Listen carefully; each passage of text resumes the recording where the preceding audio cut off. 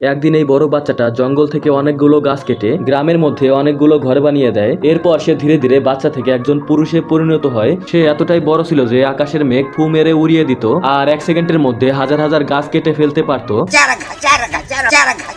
কিন্তু একদিন সে মানুষের গ্রাম থেকে একটা বড় পাহাড়ে চলে গিয়েছিল। পাহাড়ে গিয়ে যখন সে আগুন জ্বালানোর চেষ্টা করে, তখন সে একটা শব্দ শুনতে পায়। এরপর সে মেঘ সরিয়ে একটা বড় ষাঁড় গরু দেখতে পায়। তারপর সে সেই গরুটাকে আগুনের উপরে রেখে দিলে গরুর শরীর থেকে সব বরফ গলে যায়।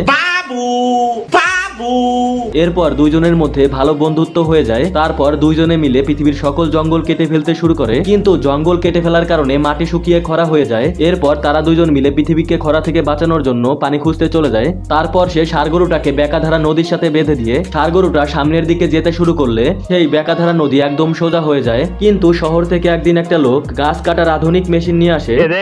असली असली তখন সেই ছেলেটা ভাবে এই মেশিন গ্রামের লোকজন পেয়ে গেলে তাকে কেউ আর গাছ কাটার কাজ দিবে না। তখন ছেলেটা রেগে সেই মেশিনটা বন্ধ করে দেয়।